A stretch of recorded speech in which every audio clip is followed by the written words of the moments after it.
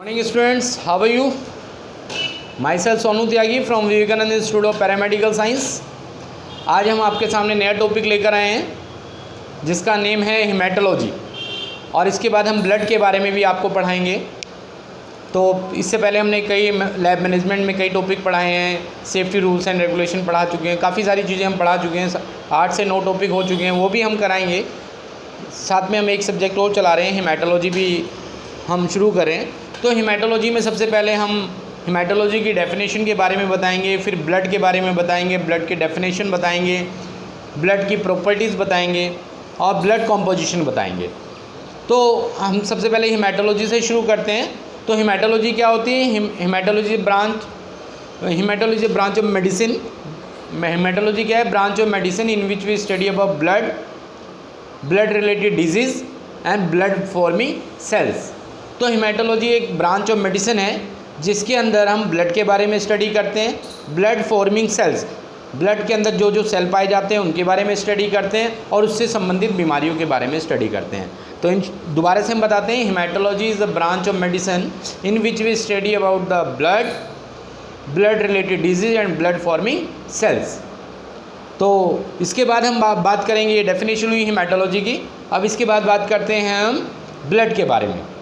Blood के बारे में जानकारी होना बहुत ज़रूरी है क्योंकि ब्लड एक बेसिक टॉपिक है हमारा। तो ब्लड क्या होता है? Blood is a fluid connective tissue. Blood क्या है? Blood is a fluid connective tissue. It is known as a fluid of life. Blood is a fluid connective tissue. It is known as a fluid of life because it carries oxygen from lungs to tissue and carbon dioxide from tissue to lungs.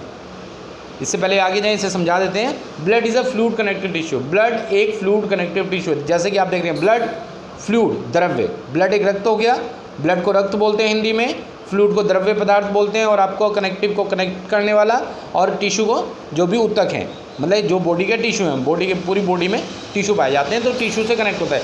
तो हाँ, इसका क्या है? Blood एक fluid, एक द्रव्य पदार्थ है जो कि हर एक टिश्यू से कनेक्ट है।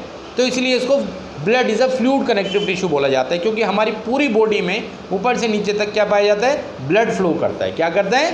ब्लड फ्लो करता है। अब इसे हम फ्लूइड ऑफ लाइफ भी बोलते हैं। हम ब्लड को क्या बोलते हैं? Blood is known as a fluid of life. Blood is known as fluid of life because it carries oxygen from lungs to tissue and carbon dioxide from tissue to lungs. ये लेकर आता है या लेकर जाता है लंग्स से oxygenated blood को, और वहाँ से कार्बन डाइऑक्साइड को छोड़ता है। तो कहने का मतलब है, blood is a fluid connected tissue. It is known as a fluid of life. It carries oxygen from lungs to tissue and carbon dioxide from tissue to lungs. It is known as a fluid of growth. It is known as a fluid of growth. इसे growth का fluid भी कहा जाता है। क्यों कहा जाता है? Because it carries nutritive substances, जो it carries nutritive substances from digestive tract. इसे न्यूट्रिटिव, यह लेकर आता है हमारे पाचन तंत्र से न्यूट्रिटिव सब्सटेंस को पूरी बॉडी तक पहुंचाता है। अब हम जब भी कोई खाना खाते हैं तो खाना खाने के बाद वो खाना एब्जॉर्ब होता है, उसमें से क्या निकलता है? कुछ न्यूट्रिटिव सब्सटेंस अवशोषित कर लिया जाता है और वो ब्लड के द्वारा पूरी बॉडी को पहुंचा दिया जाता है। भाई आपने कुछ भी प्रोटीन के रूप में कुछ खाया, आपने किसी भी टाइप का कोई भी ऐसा खाना खाया, हम जब भी कोई एप्पल खाते हैं, हमने पालक खाया, हमने पालक में आयरन हुआ, हमने पालक खाया तो पालक में क्या हुआ? आयरन हुआ। तो आयरन जब हमने उसे पूरी तरह डाइजेस्ट हो गया तो एब्जॉर्ब, जब उसमें आयरन निकलेगा, एब्जॉर्ब होगा, तो ब्लड के द्वारा पूरी बॉडी में सर्कुलेट कर दिया जाएगा जहाँ जहाँ उसको आयरन की ज़रूरत होगी। तो blood is a fluid of growth because it carries, because क्योंकि लेकर जाता है, इट कैरीज न्यूट्रिटिव सब्सटेंसेस, पोषक तत्वों को it carries nutritive substances from digestive tract to whole body tissue. यह ब्लड मदद करता है कि हमारे जो भी पाचन तंत्र होता है वहाँ से न्यूट्रिटिव पोषक तत्वों ले जाकर पूरी बॉडी में सर्कुलेट करता है। फिर इसके बाद it is known as a fluid of defence.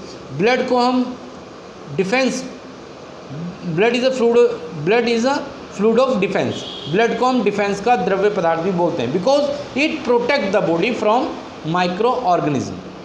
Blood के अंदर क्या होता है?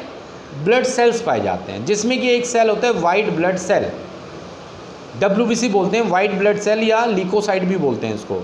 अब ये क्या करता है, जब भी हमारी बॉडी के अंदर कोई माइक्रो ऑर्गेनिज्म, कोई भी बैक्टीरिया अगर ये किसी भी रूप में हमारी वायरस बैक्टीरिया वगैरह अगर हमारी बॉडी के अंदर जाते हैं तो हमारे वाइट ब्लड सेल क्या हो जाते हैं, एक्टिव हो जाते हैं और वो उन्हें मार गिराते हैं। तो इस तरह ये हमारी बॉडी को प्रोटेक्ट करता है। तो blood is also known as a fluid of defence because it protect the body from micro organism. It also helps, blood also help to excrete, बाहर निकालना। ब्लड के द्वारा हमारे वेस्ट प्रोडक्ट को भी बाहर निकाला जाता है। Blood also helps to excrete the waste product through kidney. Kidney के द्वारा वेस्ट प्रोडक्ट को बाहर निकालते हैं, जैसे urine. Excrete by the liver, through the liver and skin के द्वारा। तो blood is also known as, blood is also help to excrete the waste product through kidney, liver and skin. Skin में देखा होगा पसीना बाहर निकलता है, तो इस तरह से ये हेल्प करता है हमारी। फिर इसके बाद आते हैं, तो अब मैं दोबारा से एक डेफिनेशन पूरा बता देता हूँ। Blood is a fluid connective tissue, blood is fluid connective tissue, it is known as a fluid of life, it carries oxygen from lungs to tissue and carbon dioxide from tissue to lungs. It is also known as a fluid of growth because it carries nutritive substances from digestive tract to whole body tissues. It is also known as a fluid of defense because it protects the body from microorganisms. It also helps to excrete the waste product through kidney, liver and skin. अब इसके बाद हम दूसरा topic आते हैं, इसमें ही blood की properties. Second हमारा पॉइंट क्या है, properties of blood. Properties of blood में सबसे पहले आते हैं कलर। जैसे कि आप जानते हैं ब्लड का रंग कैसे होता है, लाल होता है। तो कलर के बारे में पहली प्रॉपर्टी ब्लड की क्या होती है, colour. Blood is red in colour, blood is red in colour. किसकी वजह से होता है, blood is red in colour due to red colour pigment name as haemoglobin.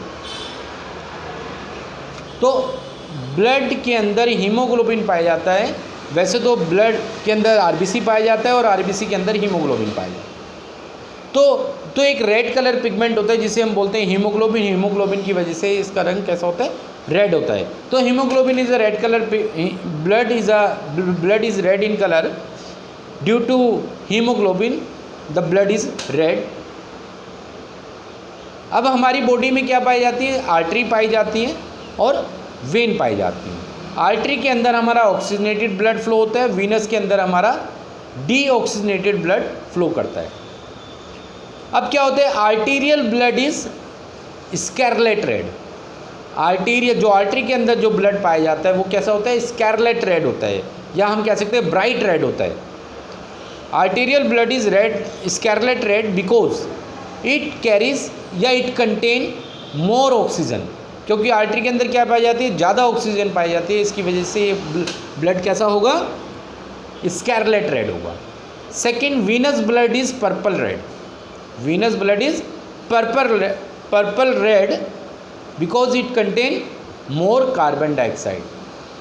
When का ब्लड कैसा होता है, जो आप ऊपर सरफेस पे क्या देखते हैं, जहाँ से आपका ब्लड कलेक्शन करते हैं, तो ब्लड कलेक्शन करते हैं तो का वेन से करते हैं, तो इसके अंदर कैसा ब्लड आएगा, पर्पल रेड, क्योंकि इसके अंदर क्या पाया जाता है, डीऑक्सीजनेटेड ब्लड पाया जाता है। इसका मतलब इसके अंदर वेन के अंदर मोर कार्बन डाइऑक्साइड पाई जाती है, it contain more carbon dioxide. इसकी वजह से ब्लड का कलर कैसा होता है इसका, पर्पल रेड। सेकेंड पॉइंट, तो दोबारा से हम बता देते हैं, ब्लड इज, पहला प्रॉपर्टी क्या है ब्लड की, कलर।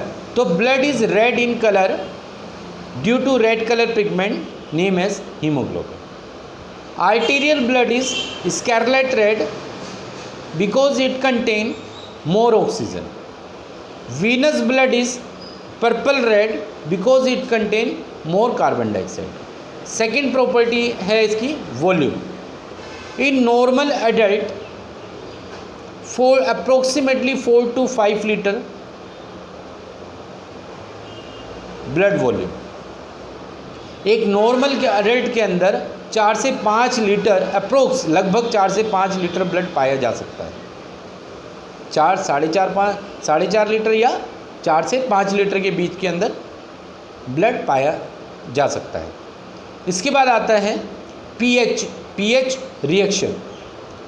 ब्लड की पीएच रिएक्शन 7.4 स्लाइटली एल्कलाइन होती है। क्या होती है ब्लड की पीएच? 7.4 slightly alkaline. चौथी प्रॉपर्टी विस्कोसिटी, गाढ़ापन, विस्कोसिटी। फोर्थ वन प्रॉपर्टी क्या है? Viscosity. Blood is 5 times viscous than water. Blood पानी से 5 गुना गाढ़ा होता है। बिकॉज ड्यू टू, क्यों, किसकी वजह से होता है गाढ़ा ये? Due to RBCs, red blood cells, क्योंकि ब्लड के अंदर आरबीसी पाए जाते हैं, रेड ब्लड सेल पाए जाते हैं, एंड प्लाज्मा प्रोटीन पाई जाती है। प्लाज्मा प्रोटीन कौन कौन सी होती है? Albumin, globulin and fibrinogen.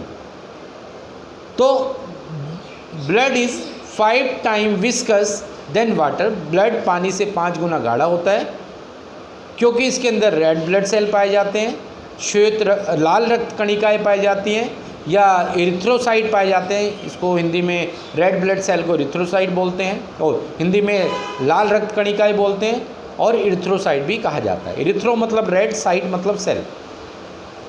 And plasma protein. Plasma protein कौन कौन से हो गए? Albumin, globulin, fibrinogen. इन दो की वजह से ब्लड विस्कस होता है। फिर specific gravity of blood. Specific gravity of blood, total blood की स्पेसिफिक ग्रेविटी होती है 1.052 से लेके 1.061। ब्लड की, टोटल ब्लड की या होल ब्लड की स्पेसिफिक ग्रेविटी कितनी होती है? 1.052 से लेके 1.061। इसके बाद प्लाज्मा की, इस ब्लड के अंदर प्लाज्मा पाया जाता है। ब्लड को जब हम सेंट्रीफ्यूज करते हैं तो उसमें से प्लाज्मा निकलता है।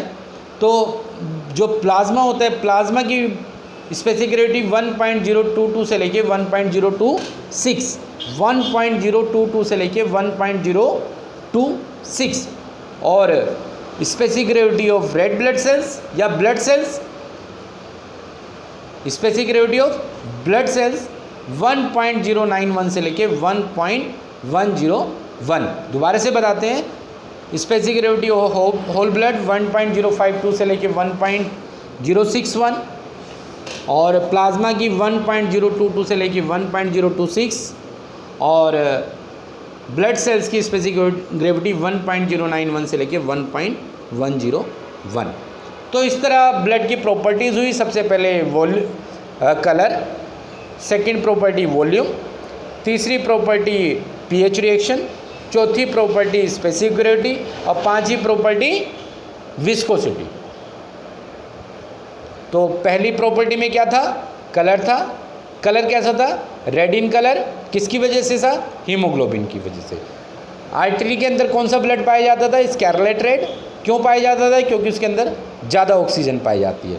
वीनस ब्लड कैसा था? Purple red. क्यों? क्योंकि उसके अंदर कार्बन डाइऑक्साइड पाई जाती है। वॉल्यूम, नॉर्मल एडल्ट, नॉर्मल वयस्क के अंदर जो एडल्ट व्यक्ति होता है उसके अंदर कितना ब्लड हो सकता है? 4 से 5 लीटर या 4.5 से 5 लीटर। फिर उसके बाद इस पीएच रिएक्शन, नॉर्मल ब्लड का पीएच, नॉर्मल पीएच रिएक्शन कितना होता है ब्लड का? 7.4, मतलब slightly alkaline. Specific gravity plasma की 1.021 से लेके 1.026, ब्लड सेल्स की 1.091 से लेके 1.101 या 1.092 से लेके 1.101, होल ब्लड की 1.051 से लेके 1.061 या 62। Viscosity, blood is 5 times viscous than water because blood contain red blood cells and plasma protein।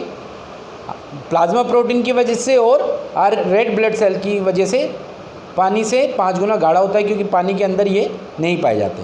तो आरबीसी पाया जाता है ब्लड के अंदर, और प्लाज्मा प्रोटीन कौन कौन सी होती है? Albumin, globulin and fibrinogen. तो इस तरह से ये ब्लड की प्रॉपर्टीज़ हो गई। फिर हम अब आपको बताते हैं ब्लड का कॉम्पोजिशन। ब्लड में हम ब्लड लेते हैं, ब्लड, ये हम ब्लड को दो भागों में बांट देते हैं। ब्लड के अंदर दो चीज़ पाई जाती हैं, एक तरफ फॉर्म्ड एलिमेंट और दूसरी तरफ लिक्विड पोर्शन। ब्लड में फॉर्म्ड एलिमेंट जो होते हैं वो कौन से होते हैं? Red blood cells, white blood cells sorry, and platelets. Blood के अंदर क्या पाए जाते हैं? हम ब्लड के अंदर दो चीज़ें हम पहले डिवाइड करते हैं, एक आपका फॉर्म्ड एलिमेंट और दूसरी तरफ लिक्विड पोर्शन।